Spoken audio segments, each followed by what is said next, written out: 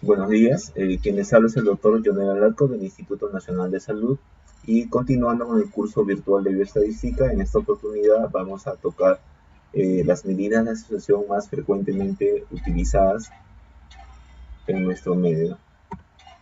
Eh, Tenemos que tener en consideración de que estas medidas van a estar íntimamente relacionadas con el tipo o el diseño de estudio que vas a utilizar. En este caso, si utilizas un diseño de estudio tipo CORDE, por ejemplo, lo que vas a tener que utilizar es el riesgo relativo. Si utilizas un diseño de estudio tipo caso control, lo que vas a tener que utilizar es el famoso OR o odds ratio. Sin embargo, si utilizas un estudio de tipo transversal, que es el que más frecuentemente se realiza, sobre todo en nuestro medio, lo que vamos a tener que utilizar sí o sí en este caso son las razones de prevalencias o también conocidas como RPs.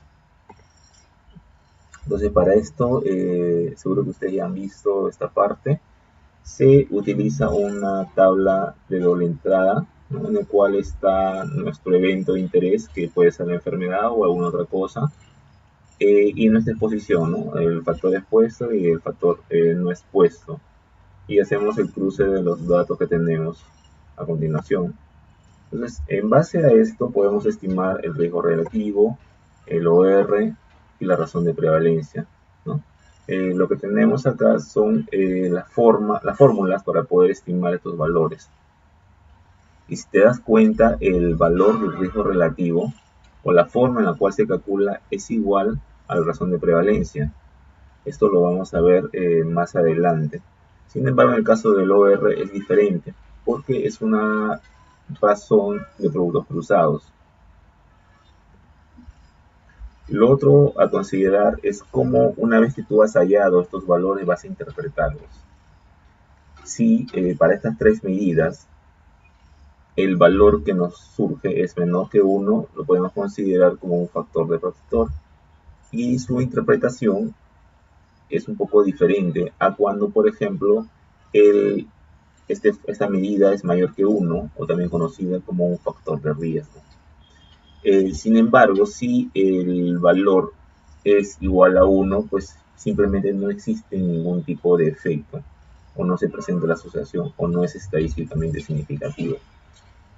Recuerden que cuando ustedes presentan los intervalos de confianza y si el intervalo de confianza incluye al 1, lo que está ocurriendo es que no se está presentando la asociación, ¿no? Lo contrario es de que si es que no incluye el 1 y es mayor que 1, pues es un factor de riesgo. Si es menor que 1 es un factor de protector. Esto hay que tener en consideración a la hora de hacer nuestra correcta interpretación. Entonces pasamos a un ejercicio, una tabla, en el cual vamos a estimar nuestro riesgo relativo, o el RR. Entonces lo primero que tenemos que tener en consideración es de cuál es el diseño del estudio que estás analizando. Y acá te lo está poniendo. Acá te dice que es una corte.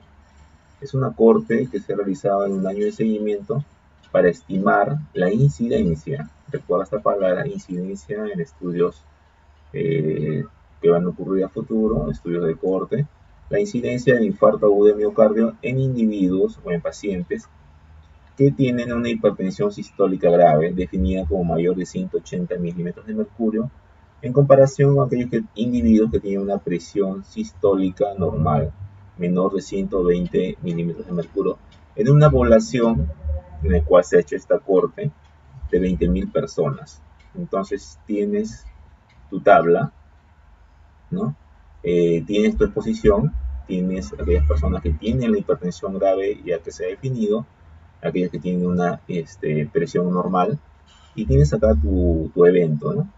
De este grupo poblacional, cuántos son aquellos que sufren infarto y cuántos son aquellos que sufren infarto, pero digamos aquellos que tienen la presión normal. Igual acá, como es un estudio en el cual se está haciendo un seguimiento y tienes estos dos grupos, pues lógicamente que van a tener que ser iguales, ¿no? Al ser un diseño eh, de una corte que tú estás siguiendo.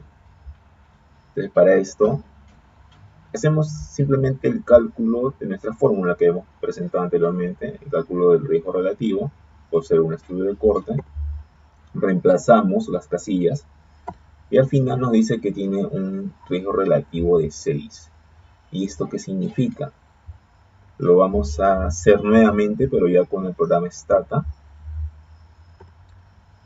Aplicamos este comando CSI y colocamos los valores que tenemos en nuestras casillas.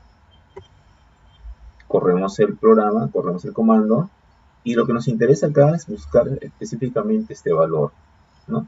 El riesgo relativo, y acá nos está mencionando que es 6, y nos brinda también nuestros intervalos de confianza. Y estos intervalos, si te das cuenta, están por encima de la unidad, va desde 4 hasta 8, con un riesgo medio de 6, que es el que vamos a reportar. Y nos dice con un valor de P de que efectivamente es estadísticamente significativo. ¿Y cómo es que realizamos nosotros la interpretación? Lo hacemos de la siguiente manera. Dice, las personas que tienen hipertensión grave definida como mayor de 180 milímetros de mercurio tienen 6 veces el riesgo de sufrir un infarto de miocardio en comparación con aquellas personas que tienen la presión arterial normal. Y luego de esto añades cuánto ha sido el valor que se ha encontrado, tu RR de 6, con tu intervalo de confianza al 95% y colocas específicamente cuáles son aquellos intervalos. Esto es importante porque esto nos va a permitir nosotros estimar o saber si es que esto ocurre en la población, entre qué rangos y qué rangos pues puede variar este resultado, ¿no? Sobre todo el 6 que tú has encontrado de riesgo. Y esa es la forma en la cual tú puedes estimar tu riesgo relativo, pero recuerda que va a depender netamente del diseño del estudio. Hemos visto ahorita un estudio tipo cohorte, en el cual está correctamente justificado el uso del riesgo relativo. Entonces pasamos a nuestra segunda medida, que es el famoso OR, o Odds Ratio, en el cual también tenemos un ejemplo, que es el mismo que hemos presentado para el riesgo relativo. Dice, ¿no?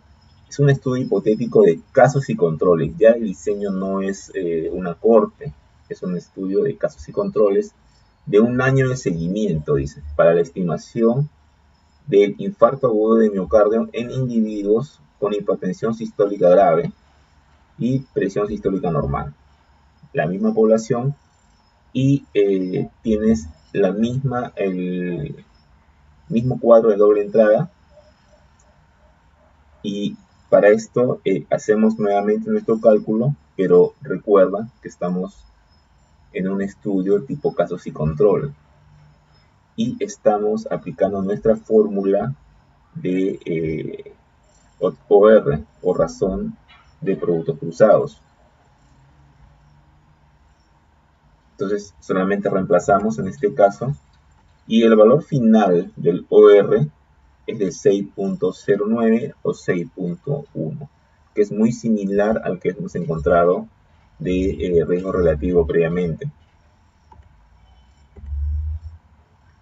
Lo corremos por el Stata, colocamos el comando CCI y colocamos los valores de las casillas, corremos el comando y acá lo que nos interesa encontrar es este valor, Odds Ratio, ¿no?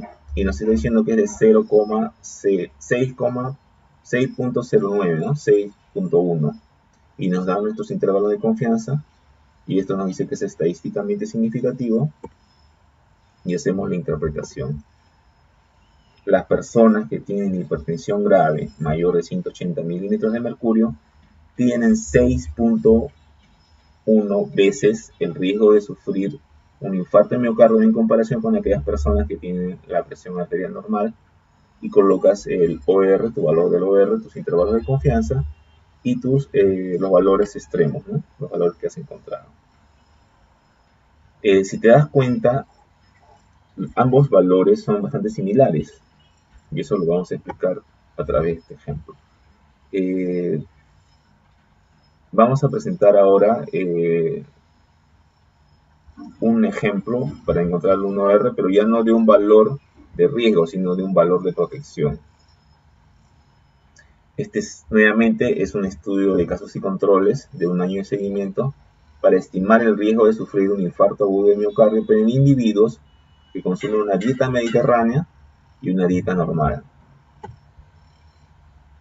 Tenemos nuestro outcome, nuestra vea de resultado.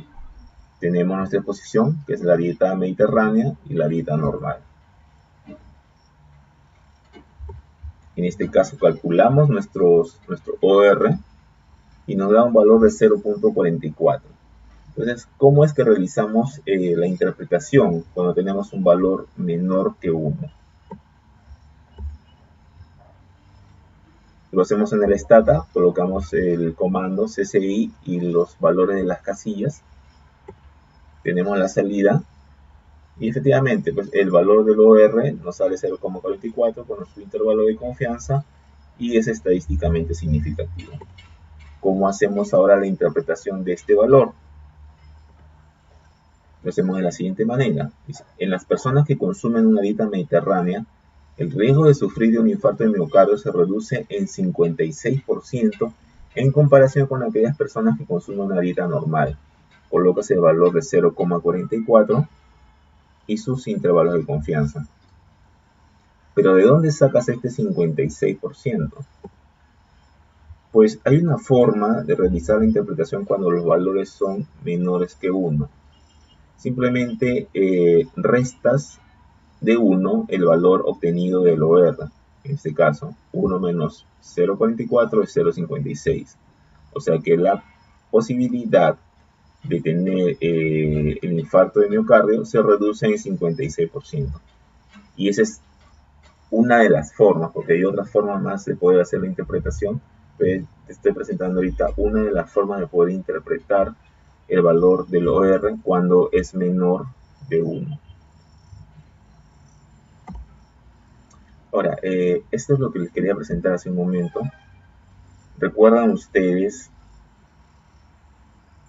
del primer ejercicio en el cual el infarto de miocardio estaba asociado a la hipertensión grave o en el caso de la hipertensión normal? ¿Cuánto específicamente nos salía nuestro riesgo relativo? Un riesgo relativo de 6. Y cuando utilizábamos el OR teníamos un valor de 6.09 o 6.1, ¿no? Muy similar. Hay que tener en consideración acá de que cuando hacemos nosotros o estimamos la frecuencia del evento, que es lo que estaría en rojo, de 20.000 casos solamente hemos encontrado 210 que han sufrido de infarto de miocardio, lo que representa el 1% de toda la muestra que has utilizado o de toda la población en este caso. En este caso no hay diferencia porque la frecuencia del evento es bastante baja. Sin embargo, ¿qué ocurre cuando la frecuencia aumenta? Tenemos este otro ejercicio en el cual se prueba una vacuna o en una población se le administra una vacuna y en otra población se le administra un placebo.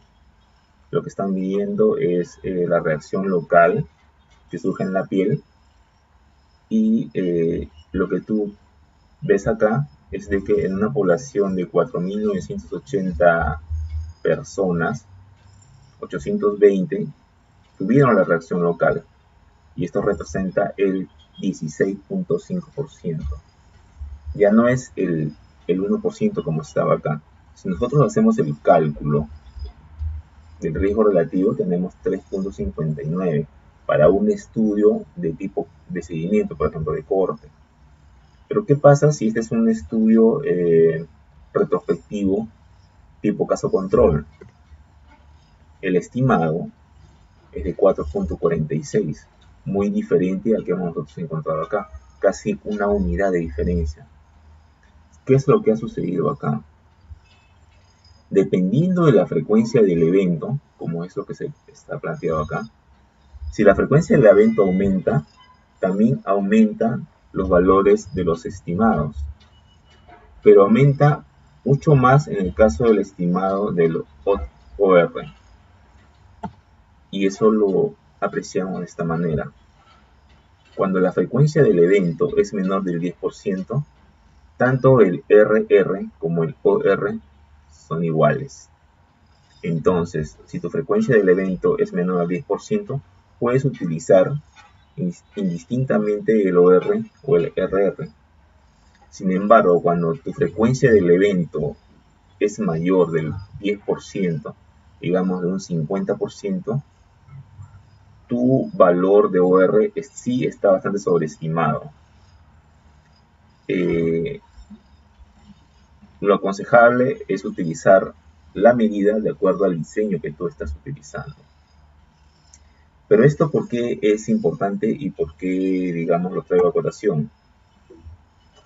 Porque nosotros, generalmente en los estudios de tipo transversal, utilizamos lo que es la razón de prevalencia, o eso es lo que se debe utilizar. Muchas veces algunos estudiantes utilizan el OR, ¿no? Y tengan en consideración de que la razón de prevalencia, el cálculo de la razón de prevalencia es igual al cálculo del riesgo relativo, que es el que está aquí. Entonces, cuando ustedes en un estudio transversal tengan una frecuencia del evento del 50%, por ejemplo, tienen que utilizar sí o sí la razón de prevalencia. No pueden utilizar el OR, como muchas veces se ha visto en la presentación de los trabajos a los congresos de estudiantes, por ejemplo, ¿no? Esa es una observación mayor. Entonces, esa es la razón por la cual se tiene que considerar utilizar en estudios transversales la razón de prevalencia, cuyo cálculo es similar al riesgo relativo, que es el que está acá, y no el OR, porque los valores del OR están muy sobreestimados. Entonces, no es correcto utilizar ORs en estudios transversales cuando la frecuencia del evento es mayor del 20%. Si se dan cuenta acá, ya se empiezan a separar a nivel de lo que es el 20%.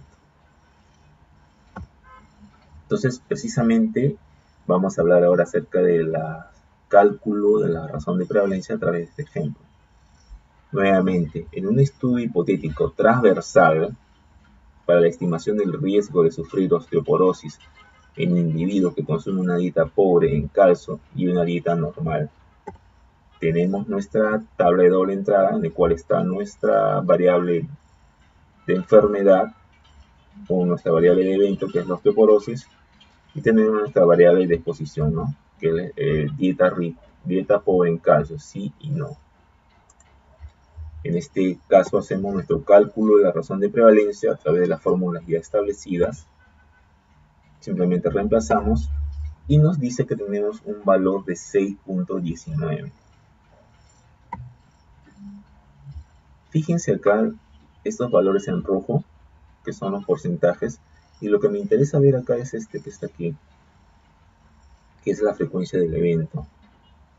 Estamos hablando de una frecuencia del evento del 20%, muy superior a nuestro punto de corte que habíamos establecido anteriormente de 10%, que me justifica a mí netamente que yo tenga que utilizar la razón de prevalencia. ¿Cómo lo hacemos en el Stata? Colocamos el comando que ya hemos visto, CSI, y los valores de las casillas. Acá le estoy adicionando este comando OR para ver la diferencia de la razón de prevalencia del RP con el OR, porque el Stata también te lo puede dar. Esta es la salida. Lo que nos interesa acá es el valor de 6.15 que hemos encontrado, que es la razón de prevalencia. Como les mencioné, es igual al cálculo del RR. Entonces es el mismo, por eso que el valor, incluso la palabra es la misma. Estos son los intervalos. Y como les dije, había un comando que le puse que era para calcular el OR, que es el que está acá. Y fíjense, los valores de la razón de prevalencia para un estudio transversal que hemos visto es de 6.15. Sin embargo, si ustedes utilizan el OR, el valor de asociación pues va a ser de 10.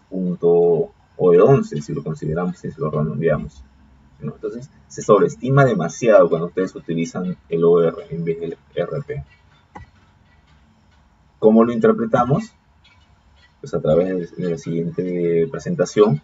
Dice, las personas que consumen una dieta pobre en calcio tienen 6.15 veces el riesgo de sufrir de osteoporosis en comparación con aquellas personas que consumen una dieta normal. y le colocan los valores de RP hallados con sus respectivos intervalos de confianza. Las recomendaciones finales para utilizar estas medidas de asociación es de que tengan en consideración siempre el diseño del estudio, porque en base al diseño del estudio ustedes van a decidir qué medidas de asociación o qué pruebas correctamente van a ser utilizadas. Ya les mencioné, si es un estudio de seguimiento, una corte, tienen que utilizar el riesgo relativo de la forma que yo les he presentado. Si es un estudio retrospectivo tipo caso control, tienen que utilizar su OR. Si es un estudio transversal, que es lo que más realizamos, van a utilizar su razón de prevalencia, cuyo cálculo es el mismo que el riesgo relativo. Solamente está justificado utilizar el OR en estudios transversales cuando la frecuencia del evento es menor del 10%, y eso es importante que lo tengan en consideración. Lo otro, y la segunda recomendación, ya para concluir, es de que siempre presenten lo que es la magnitud de la asociación, la interpretación que hemos visto hace un momento. Eso lo presentan en la parte de resultados. No solamente coloquen el valor del OR o PR, dependiendo del diseño, y mencionen de que hay asociación significativa. Lo que se tiene que hacer acá es específicamente presentar de cuánto ha sido la asociación, cuántas veces más o cuánto menos se reduce la asociación presentada, como lo hemos visto hace un momento. Y ya, ahora sí, para terminar, dos libros interesantes y que son muy didácticos y que están en español son este libro de epidemiología intermedia de Sclo y de Nieto, muy recomendable, y este de bioestadística amigable de Martínez González, que también se los recomiendo. Y esto lo pueden descargar de internet, está a libre disposición y son muy buenos para lo que es la parte tanto de epidemiología como de bioestadística, que se complementan al final de cuentas. Bueno, muchachos, muchas gracias por su atención. Les dejo mi correo electrónico. Si tienen alguna duda, lo pueden escribir sin ningún tipo de inconveniente. Muchas gracias y hasta pronto.